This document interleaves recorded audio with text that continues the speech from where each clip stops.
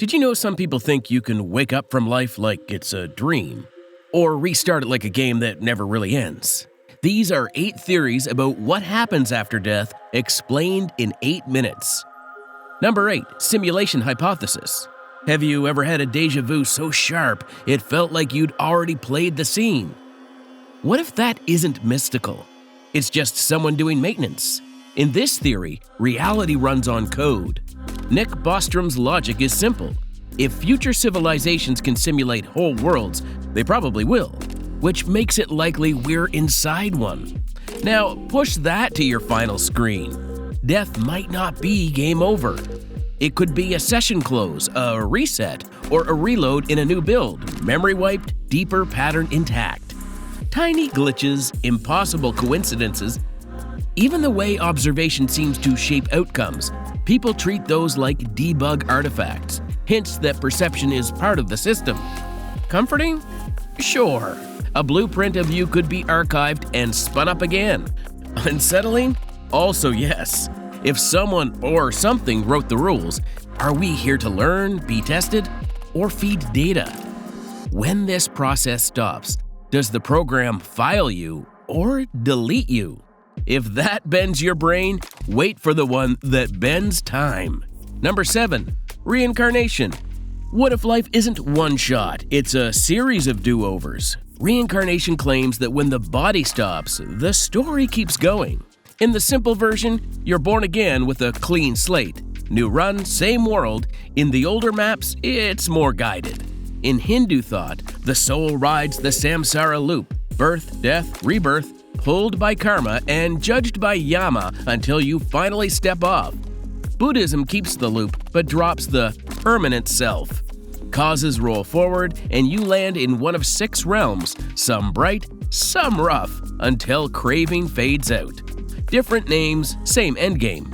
Plenty of people take a secular angle too. You come back, you try again. Growth needs more than one lifetime. If the idea of starting over sounds gentle, what happens when you never get to wake up?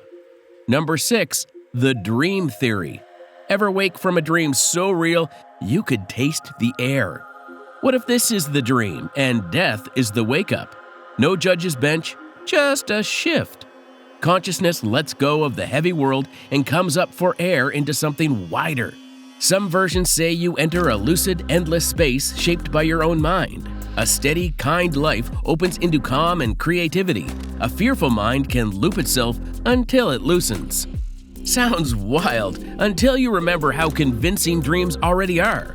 Full senses, real feelings, even for people who don't have those senses while awake. Here's the thing. If death is waking, the state of your mind matters. Are you ready to take the next turn? Number 5. Egocentric theory. What's the one thing you can truly count on? Your own awareness. Everything else comes through your senses and your guesses.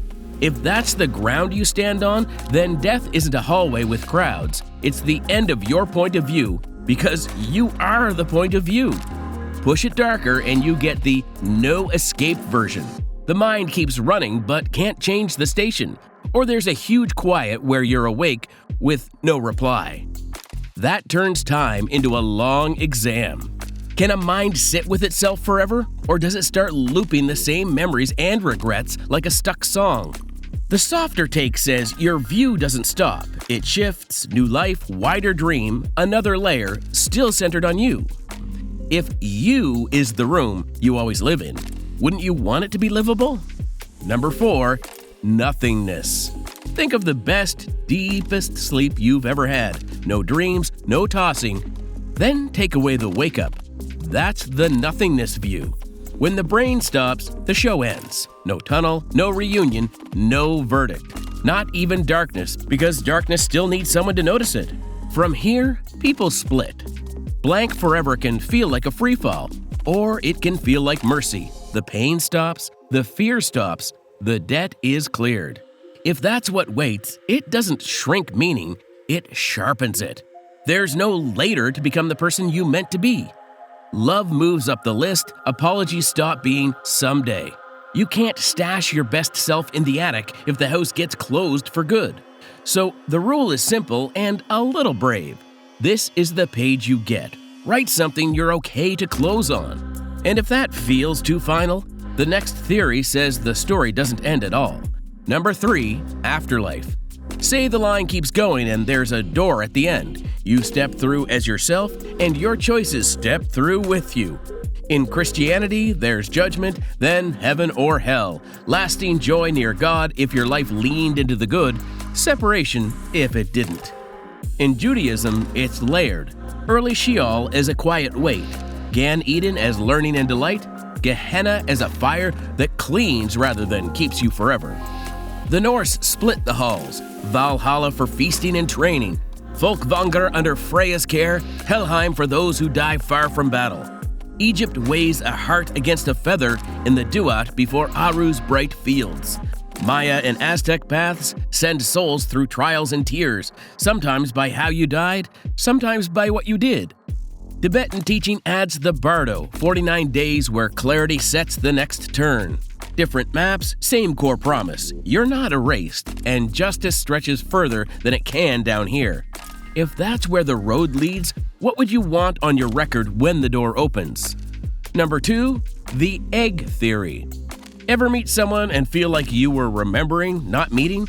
In Andy Weir's The Egg, everyone is you, every life, every era, lived one by one until you're wise enough to carry the whole thing. Hurt anyone, and you're the one you hurt. Help anyone, and you help yourself. It turns the universe from a courtroom into a classroom where the lesson is empathy. If the person across from you is you with a different history, that me versus them line is just training wheels. So what do you do with that? Treat every interaction like a future you will inherit it, because in this frame, you will. Number 1, limbo or paranormal theory. Think of death as a hallway. Some pass through, you might pause. That pause is limbo. In purgatory, you're spiritually cleaned before heaven. In Buddhism's Naraka, harsh states burn off karma, then you move on. In ancient Mesopotamia's Kur, everyone enters a dim, neutral realm. Tibetan Bardo describes 49 days of mind-made visions. Meet them calmly to progress, cling, and you return. Modern takes keep in contact. Soft steps in an empty room, a whisper on a recorder, a lamp flick on an anniversary. Skeptics call it pattern. Believers call it presence. Either way, how you live now shapes that pause, and how you let go helps you walk it. Which theory would you want on your side if everything went quiet in the next 5 seconds? Tell us below and check out the next video